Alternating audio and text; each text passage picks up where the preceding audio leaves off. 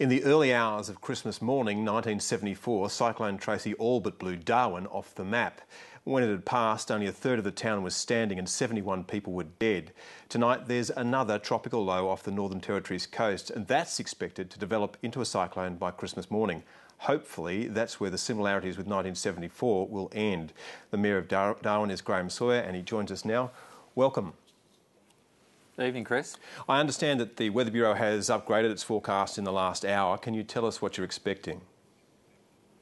Yeah, look, starting to look a little bit better for Darwin itself, but we're still uncertain. The cyclone alert's been upgraded to a warning for areas across the top of the northern coast from Cape Don to Milingimbi, which is a little bit away from us, but certainly the expectation still is there'll be a cyclone in the district over the next 48 hours.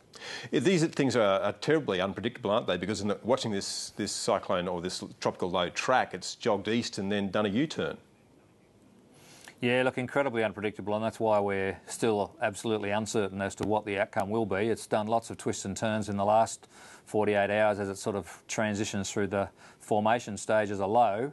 Who knows what's going to happen over the next 48 hours in terms of when it becomes a cyclone and then what it does after that. So what's your advice to residents? Look, the really big thing is for people to get their preparations done. Hopefully people in Darwin have done their yard clean-ups and planned what they're going to do and got their food stocks and so forth sorted out. Lots of people buying baked beans for Christmas instead of the turkey, I guess, but it's really important to do that preparation early because it's way too late when one of these things is starting to bear down. More broadly, what sort of preparations do you make for the city? Look, all we can do, I guess, we do a big clean-up earlier in the year. We have a big cyclone clean-up where we ask people to put any junk they've got in their yards out on the footpath, and we pick up tons of rubbish in that sense.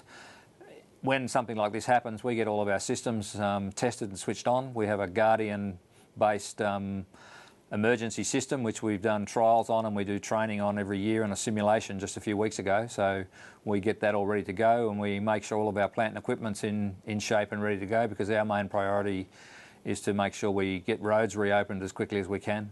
Graeme, I know you do a great job trying to get the message out to everyone, but how do you ensure that people who might be isolated or elderly are taken care of? Look, it's a difficult one. There are groups of people up here that do those sorts of things as well and communicate with people that they have under their care or in their organisational structures. Also neighbours and so forth. A lot of the media coverage through radio and television just keeps drumming these messages through to try and get people aware and also ask people to make sure their neighbours are aware. So it really is a community effort. These sort of things in Australia, I guess in general, make the community pull together and cooperate with each other.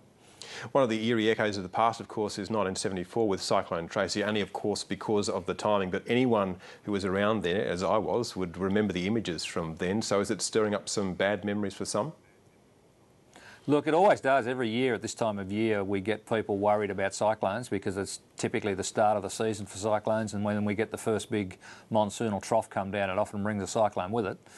The fact that this one's happened around Christmas time has obviously made that scenario more likely to worry people, and the fact that it's sort of started in similar areas to where Tracy came from hasn't helped either. The big problem last time, of course, was building standards, and they've changed a lot since then. Yeah, look, we've got quite a high building code standard now, and all the stuff that's been rebuilt in Darwin since Tracy is supposedly much stronger, and certainly the indications are that it will stand up much better. We had some good feedback from the Yasi cyclone in the east coast that buildings that have been built to similar codes there stood up quite well. So we're reasonably optimistic that if we did get another Cyclone Tracy type event in Darwin, that we wouldn't get the same destruction that we got last time. Well, Graeme, everyone here and right around Australia is hoping that we're not talking to you again on Monday or Tuesday and that you have a happy and safe Christmas. So a good one. It would be nice if we just get some cloud and some rain, but not too much wind. Graeme Sawyer, thank you. Thanks, Chris.